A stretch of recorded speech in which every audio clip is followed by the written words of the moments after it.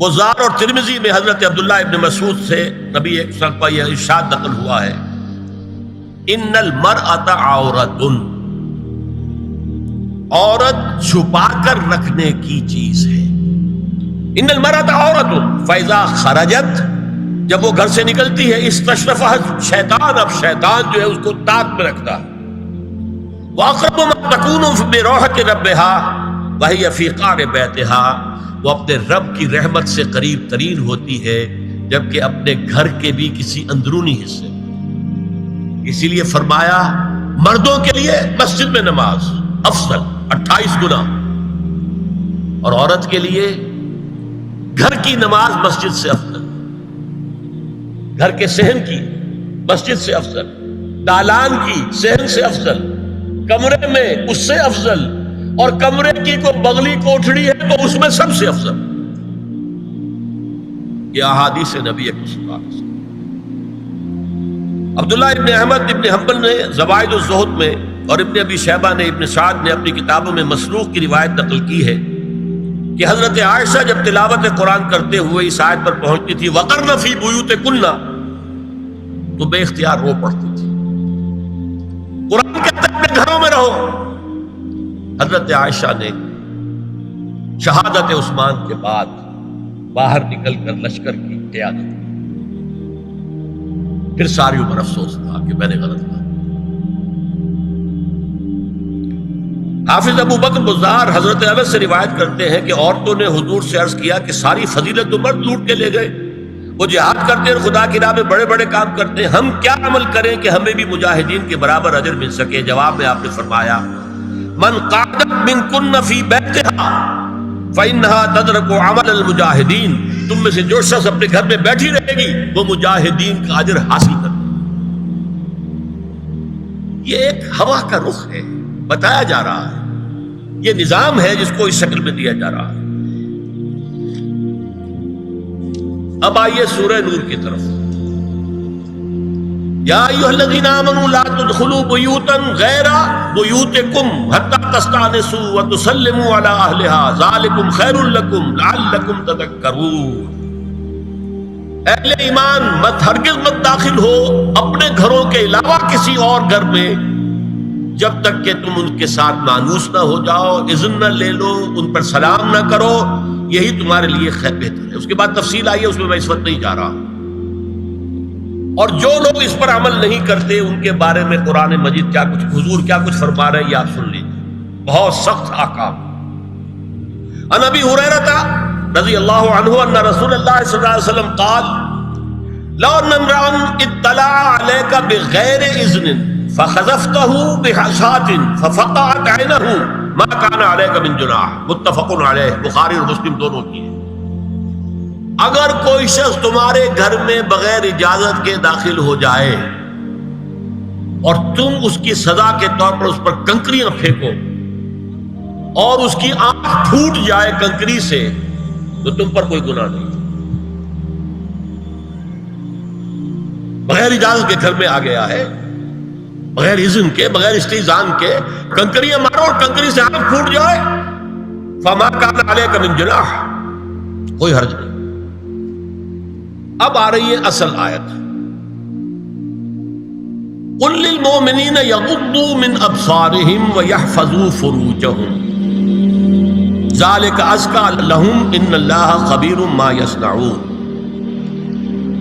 وقل للمؤمنات یغضضن من ابصارهن ویحفظن فروجهن ولا یبدین زینتهن الا ما ظہر منها وَلْيَضْرِبْنَ بِخُمُرِهِنَّ عَلَى جُيُوبِهِنَّ وَلَا يُبْدِينَ زِينَتَهُنَّ إِلَّا لِبُعُولَتِهِنَّ أَوْ آبَائِهِنَّ أَوْ آبَاءِ بُعُولَتِهِنَّ أَوْ أَبْنَائِهِنَّ أَوْ أَبْنَاءِ بُعُولَتِهِنَّ أَوْ إِخْوَانِهِنَّ أَوْ بَنِي إِخْوَانِهِنَّ أَوْ بَنِي أَخَوَاتِهِنَّ أَوْ نِسَائِهِنَّ أَوْ مَا مَلَكَتْ أَيْمَانُهُنَّ أَوِ التَّابِعِينَ غَيْرِ أُولِي الْإِرْبَةِ مِنَ الرِّجَالِ أَوِ الطَّفْلِ الَّذِينَ لَا يَظْهَرُوا عَلَى عَوْرَاتِ النِّسَاءِ وَلَا يَضْرِبْنَ بِأَرْجُلِهِنَّ لِيُعْلَمَ مَا يُخْفِينَ مِنْ زِينَتِهِنَّ وَتُوبُوا إِلَى اللَّهِ جَمِيعًا أَيُّهَا الْمُؤْمِنُونَ لَعَلَّكُمْ تُفْلِحُونَ۔ یہ لمبی آیت ہے۔ اہل ایمان، اے نبی کہہ دیجئے اہل ایمان مردوں سے اپنی نگاہیں نیچی رکھا کریں اور اپنی شرمگاہوں کی حفاظت کریں، یہی ان کے لیے زیادہ پاکیزہ عمل ہے۔ ان اللہ خبیر بما یصنعون، اور جو کچھ وہ کر رہے ہیں اللہ اس سے واقف ہے۔ وَقُلْ لِلْمُؤْمِنَاتِ يَغْضُضْنَ مِنْ أَبْصَارِهِنَّ، اور مومن عورتوں سے بھی کہہ دیجئے کہ وہ اپنی نگاہیں جو ہے نیچی رکھا کریں، وَيَحْفَظْنَ فُرُوجَهُنَّ، اپنی شرمگاہوں کی حفاظت کریں، وَلَا يُبْدِينَ زِينَتَهُنَّ إِلَّا مَا ظَهَرَ مِنْهَا، اور اپنی زینت کو ظاہر نہ کیا کریں سوائے اس کے کہ جو بالکل ظاہر ہو جائے۔ قُلْ لِلْمُؤْمِنِينَ يَغُضُّوا مِنْ أَبْصَارِهِمْ وَيَحْفَظُوا فُرُوجَهُمْ ذَلِكَ أَزْكَىٰ لَهُمْ إِنَّ اللَّهَ خَبِيرٌ بِمَا يَصْنَعُونَ۔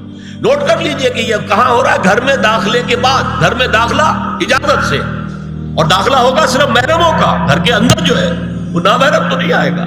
یہ میں آگے بیان کر رہا ہوں۔ وَقُلْ لِلْمُؤْمِنَاتِ يَغْضُضْنَ مِنْ أَبْصَارِهِنَّ وَيَحْفَظْنَ مِنْ فُرُوجِهِنَّ، اور کہہ دیجئے مومن عورتوں سے بھی کہ وہ بھی اپنی نگاہیں جھکا کر رکھیں اور اپنی شرمگاہوں کی حفاظت کریں۔ وَلَا يُبْدِينَ زِينَتَهُنَّ إِلَّا مَا ظَهَرَ مِنْهَا، محرموں سے پردہ کیا ہے؟ محرموں سے اس کا نام ستر ہے۔ عورت کا پورا جسم ستر ہے سوائے چہرے کی ٹکیا اور یہ ہاتھ اور یہ پاؤں، بس۔ کیا مطلب ہے؟ بھائی بھی نہیں دیکھ سکتا بہن کے جسم کا کوئی اور حصہ، باپ بھی نہیں دیکھ سکتا بیٹی کے جسم کا کوئی حصہ۔ یہ ستر ہے، ستر محرموں سے پردہ ہے۔ وَلْيَضْرِبْنَ بِخُمُرِهِنَّ عَلَىٰ جُيُوبِهِنَّ، یہ بھی گھر کے اندر کی بات ہو رہی ہے، کیونکہ میں پہلے بتا چکا ہوں جلباب ہوتا تھا جب گھر سے باہر نکلتی تھی عورت، تو وہ اپنی چادر لپیٹتی تھی اپنے گرد، چہرہ نہیں ڈھانپتی تھی، صرف چہرے کا حکم دیا گیا اس کے ضمن میں۔ وہ سورہ احزاب کی آیت ہے، وہ رہ گئی، وہ میں بیان کروں گا۔ اور خمار اوڑھنی ہوتی تھی جو گھر میں اوڑھتی تھی۔ گھر میں ظاہر بات ہے کہ جلباب تو نہیں لیا جا سکتا، آخر گھر کا کام کاج کرنا ہے، ہلکی سی اوڑھنی وہ گھر میں، لیکن فرمایا وَلْيَضْرِبْنَ بِخُمُرِهِنَّ عَلَىٰ جُيُوبِهِنَّ، اور انہیں چاہیے کہ اپنی اوڑھیوں کے، بکل اوڑھنیوں کے اپنے سینوں کے اوپر، گریبانوں کے اوپر بھی مار لیا کریں۔ اب اس کے بعد فرمایا وَلَا يُبْدِينَ زِينَتَهُنَّ إِلَّا لِبُعُولَتِهِنَّ، اب یہاں یہ زینت کا لفظ آ رہا ہے چہرے کے، اور چہرے ہی میں کچھ سنگھار بھی ہوتا ہے۔ اب ان کے لیے کہا گیا کہ چہرے کی زینت، اور چہرے کے اوپر اگر کوئی بناؤ سنگھار ہے، زیور ہے، تو اس کی زینت نہ ظاہر کریں، مگر اب یہ یہاں تفصیلی آئی ہے، جو محرم ہے ان کی تفصیل۔ تو فرمایا کن کے سامنے ظاہر کر سکتی ہے؟ الا لبعولتہن، سب سے بڑھ کر تو شوہر، او آبائہن، اور یہ آپ نے باپ۔ اچھا، باپوں میں نوٹ کی نہیں، باپ حقیقی ہو، اخیافی ہو، اللاتی ہو یا رضاعی ہو، یہ چاروں قسم کے باپ اس میں شامل ہیں۔ جس عورت نے دودھ پلایا تھا اس کا شوہر بھی باپ بن گیا۔ او آبائے بعولتہن، اپنے شوہروں کے باپ، یا ابنائہن، ان کے اپنے بیٹے، بیٹوں میں بھی آئیں گے چاروں، اللاتی، اخیافی، عینی اور رضاعی۔ او ابنائے بعولتہن، اور اپنے شوہروں کے بیٹے، ہو سکتا ہے شوہروں کی اور بیویاں بھی ہوں، تو ان کے بیٹے بھی، جو ستیلے بیٹے ہیں وہ بھی محرم، ان سے کسی شکل میں کبھی شادی نہیں ہو سکتی۔ او اخوانہن، یا ان کے بھائی، او ابنائہن، یا اپنے بیٹے، او ابنائے بعولتہن، یا اپنے شوہروں کے بیٹے، او اخوانہن، یا اپنے بھائی، او بنی اخوانہن، یا اپنے بھائیوں کے بیٹے، او بنی اخواتہن، اپنا بھتیجا، اپنا بھتیجا، شوہر کا بھتیجا نہیں، اپنا بھتیجا محرم ہے، اپنا بھانجا محرم ہے، شوہر کا بھانجا محرم نہیں ہے۔ او نسائہن، یا ان کی عورتیں، اپنی عورتیں، جان پہچان کی عورتیں۔ او ما ملکت ایمانہن، یا جو ان کے داہنے ہاتھوں کی ملکیت ہے، باندیاں، غلام۔ اس میں عرض کر چکا ہوں کہ اس میں کافی اختلافات ہیں۔ یہ بھی ہے کہ اس سے مراد صرف باندیاں ہیں، غلام مرد ہیں، یہ بھی ہے کہ مرد بھی ہے، اور یہ بھی ہے کہ مرد جب تک کہ وہ بالی ہوا۔ لیکن میں اس بحث میں یہاں نہیں جانا چاہتا، یہ پھر فقہ کی بحث ہو جائے گی۔ اب التابعین غیر اولی الاربہ، کچھ ایسے لوگ بھی ہوتے ہیں، کوئی کسی کے گھر میں کوئی اندھا آدمی رہ رہا ہے یا کوئی اور کسی وجہ سے کوئی مریض ہے، اسے آپ نے بنا دے رکھی ہے، انہیں عورتوں سے کوئی سروکار نہیں ہوتا۔ اب الطفل الذین لم یظہروا علی عورات النساء، یا وہ بچے کہ جن پر ابھی عورتوں کے پوشیدہ حالات واضح ہی نہیں ہے، پتہ ہی نہیں ہے انہیں، ابھی انہیں جنس کا کوئی احساس ہی نہیں۔ یہ ہے فہرست جو دی گئی ہے کہ جن کے سامنے عورت کھلے چہرے کے ساتھ اور اپنی جو اضافی زینت بھی ہو، کوئی زیور وغیرہ یا کوئی بھی سرما وغیرہ ڈالا ہوا ہے یا کوئی سرخی کو لگائی ہے معمولی سی، تو اس کے ساتھ آ سکتی ہے، اور یہ وہ رشتے ہیں کہ جن سے کسی حالت میں بھی نکاح نہیں ہو سکتا۔ آگے سنیے، وَلَا يَضْرِبْنَ بِأَرْجُلِهِنَّ لِيُعْلَمَ مَا يُخْفِينَ مِنْ زِينَتِهِنَّ، اور چلتے ہوئے اپنے پاؤں زور سے نہ مارے کہ ان کی زینت ظاہر ہو جائے۔ اگر کوئی پازیب پہنی ہوئی ہے، کوئی جنجنو وغیرہ ہے، تو اب اگر پاؤں مار کر چلے گی تو خواہ ذہن جائے گا بیٹھے ہوئے کا کہ کوئی خاتون جا رہی ہے۔ یہاں تک اس کے علاوہ یہ بھی ہے، تعطر کے بارے میں فرمایا ہے کہ اگر عطر لگا کر کوئی عورت گھر سے نکلی ہے، اذا استعارت المرأة فمرت على القوم ليجدوا ريحها فهي كذا وكذا قال قولا شديدا۔ اس ابو داؤد کی روایت حضور نے فرمایا، جب کوئی عورت عطر لگا کر خوشبو لگا کر نکلتی ہے کہ لوگ اس کی خوشبو سونگیں یا اس کو اوپر مطلع ہو جائیں تو ایسی ہے ایسی ہے، بہت سخت الفاظ حضور نے استعمال کیے کہ جس کو راوی نے نقل نہیں کیا۔ عورت کے لیے خوشبو، عورت کی آواز کا پردہ ہے۔ اب دیکھیے کس حد تک نماز میں اس وقت عورتیں بھی شریک ہوتی تھی، اگرچہ حضور نے فرمایا مردوں کی صف بہترین سب سے آگے والی ہے اور سب سے بری صف سب سے پیچھے ہے، کیونکہ اس کے پیچھے پھر عورتوں کی صف ہوتی تھی، اور عورتوں کے لیے سب سے اچھی صف سب سے پچھلی والی ہے اور سب سے بری سب سے آگے والی ہے۔ سب سے آگے والوں کے سامنے پھر مرد ہوتے تھے، ان کی پشت ہوتی تھی۔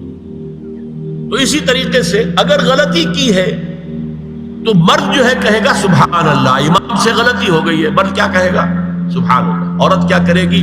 اپنے ایک ہاتھ کے پشت پر اپنا ہاتھ مارے گی، اپنی آواز نہیں نکالنی، آواز کا پردہ،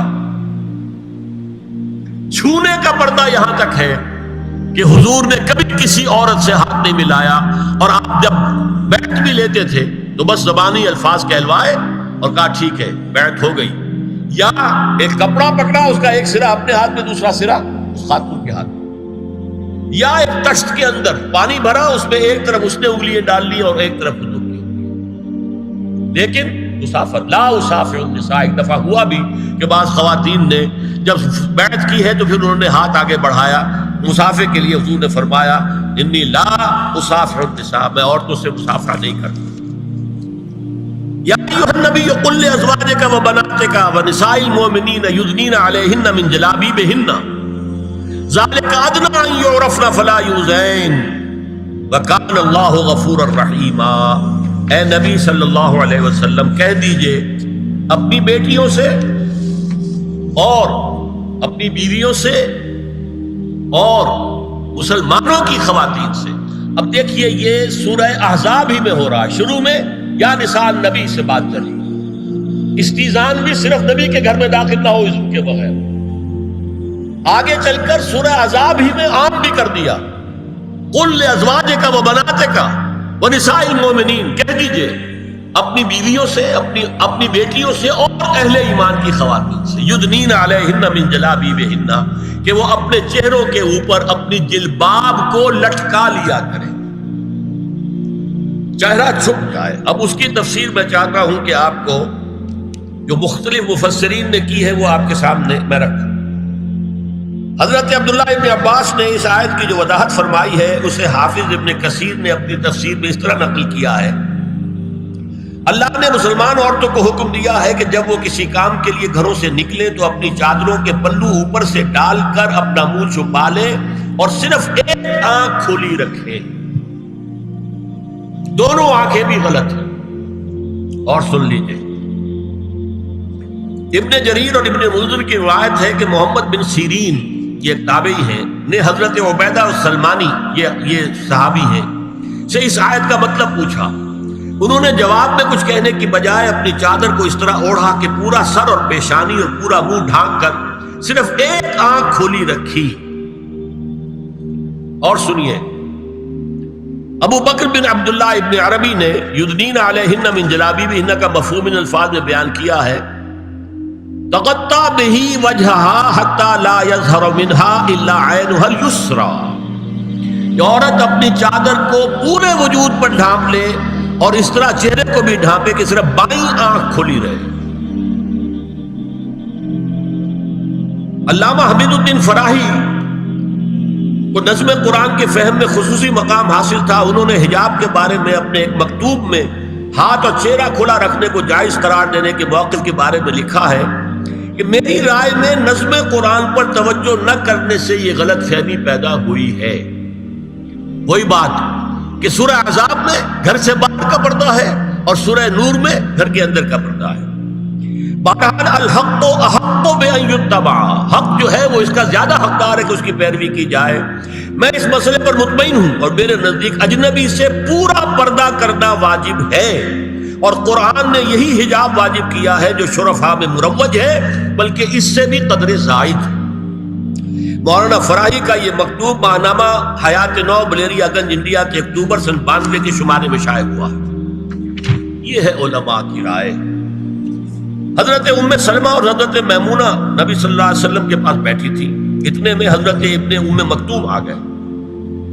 نبی صلی اللہ علیہ وسلم نے ان دونوں سے فرمایا احتجبا منہ، ان سے پردہ کرو. ازواج نے عرض کیا یا رسول اللہ الیس اعمی لا یبصرنا ولا یعرفنا، حضور کیا یہ اندھے نہیں ہیں؟ یہ نہ ہمیں دیکھ رہے ہیں نہ ہمیں پہچانتے ہیں. فرمایا افعمضایان انتما، کیا تم دونوں بھی اندھی ہو؟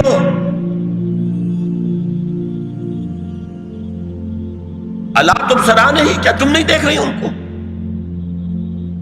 حضرت ام سلمہ تصریح کرتی ہیں ذالک بعد ان امر بالحجاب، یہ جب حجاب کا حکم آ گیا تھا تب حضور نے پھر یہ حکم دیا. اس کی وجہ کیا تھی؟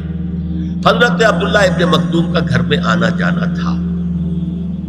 تو اگرچہ اندھے ہیں لیکن یہ کہ یہ بار بار کا آنا جانا اس سے فتنے کا ایک دروازہ کھل سکتا، اس دروازے کو بند کر دیا گیا. حضرت عائشہ کے پاس ایک نابینا آیا تو انہوں نے اس سے پردہ کیا. کہا گیا کہ آپ اس سے پردہ کیوں کرتی ہیں، یہ تو آپ کو نہیں دیکھ سکتا. جواب میں حضرت ام المومنین نے فرمایا لیکنی انظر الیہ، میں تو اسے دیکھ رہی ہوں نا. اور مرد کو دیکھے. البتہ یہ کہ عام حالات میں آپ بازار میں چل رہے ہیں، عورت جا رہی ہے، کوئی باہر نکلنا پڑا ہے، تو اس حالت میں اگر وہ مرد کو دیکھتی ہے تو اس میں در حقیقت وہ فتنہ نہیں ہے کہ جو گھر میں آنے جانے والے لوگ. اب ایک آخری مسئلہ ہے. 2 حدیثیں ایسی ہیں جو میری گفتگو کے خلاف جاتی ہیں اور میں دیانت کا تقاضا سمجھتا ہوں کہ وہ بھی آپ کے سامنے بیان کروں. حضور کے بارے میں یہ معلوم ہے کہ 2 خواتین جو ویسے نامحرم تھیں وہ ان کے سامنے آتی رہیں اور آپ ان سے ملتے رہے. ایک آپ کی سالی حضرت اسماء حضرت عائشہ کی بہن رضی اللہ تعالی عنہ، اور ایک آپ کی چچا زاد بہن حضرت علی کی بڑی ہمشیرہ حضرت ام ہانی. یہ میں حدیث آپ کو سنا رہا ہوں. بکثرت احادیث سے ثابت ہے کہ حضرت اسماء بنت ابی بکر آپ کے سامنے ہوتی تھی اور آخر وقت تک آپ کے اور ان کے درمیان چہرے اور ہاتھوں کی حد تک کوئی پردہ نہ تھا. حجۃ الوداع نبی صلی اللہ علیہ وسلم کی وفات سے صرف چند مہینے پہلے کا واقعہ ہے اور اس وقت تک بھی یہی حالت قائم رہی. یہ ابو داؤد کتاب الحج. دوسری روایت حضرت ام ہانی رضی اللہ تعالی عنہا جو ابو طالب کی صاحبزادی اور نبی صلی اللہ علیہ وسلم کی چچا بہن تھی، آخری وقت تک حضور کے سامنے ہوتی رہیں اور کم از کم منہ اور چہرے کا پردہ انہوں نے آپ سے کبھی نہیں کیا. فتح مکہ کے موقع کا ایک واقعہ وہ خود بیان کرتی ہیں جس سے اس کا ثبوت ملتا ہے. یہ ابو داؤد کی روایت ہے. یہ روایتیں ہیں، میں انہیں تسلیم کرتا ہوں اور میں نے اب جو کچھ بیان کیا ہے اس سے یہ ایک بالکل برعکس بات سامنے لا رہی ہے۔ اب یہ ہے کہ یا تو ہم ان دو حدیثوں کو اصل مان کر باقی ساری حدیثیں جو ہیں ان کو ختم کر دیں۔ میں تو آپ کو سنا نہیں سکا، میرے پاس تو بہت زیادہ حدیثوں کا مواد تھا۔ چہرے کے پردے کے لیے حدیثیں، استیزان کے لیے کتنی حدیثیں ہیں، چہرے کے پردے کے بارے میں بہت زیادہ حدیثیں ہیں۔ حضرت ام خلاد ایک خاتون تھی، ان کا بیٹا ایک غزوے میں شہید ہو گیا، وہ اس کے بارے میں کچھ پوچھنے کے لیے حضور کے پاس آئی، صحابہ بیٹھے ہوئے تھے، انہوں نے نقاب ڈالا ہوا تھا، منتقبۃ، نقاب کا لفظ بھی حدیث میں موجود ہے۔ اور یہ لوگ کہتے ہیں نقاب تو جو ہے یہ بعد کی پیداوار ہے، یہ لفظ کوئی ہے ہی نہیں۔ حجاب کا لفظ قرآن میں ہے، جلباب کا لفظ قرآن میں ہے، خمار کا ذکر قرآن میں ہے، اور یہ منتقبۃ، نقاب ڈالی۔ لوگوں نے کہا عجیب عورت ہے یہ، اس کا بچہ شہید ہو گیا ہے، مطلب یہ کہ سخت صدمے کی کیفیت، اور یہ اس وقت بھی اس نے نقاب ڈالی ہوئی ہے۔ تو انہوں نے جواب دیا ان ارزو ابنی لا ارزو حیائی، میں نے بیٹا کھویا ہے، اپنی حیا نہیں کھوئی ہے۔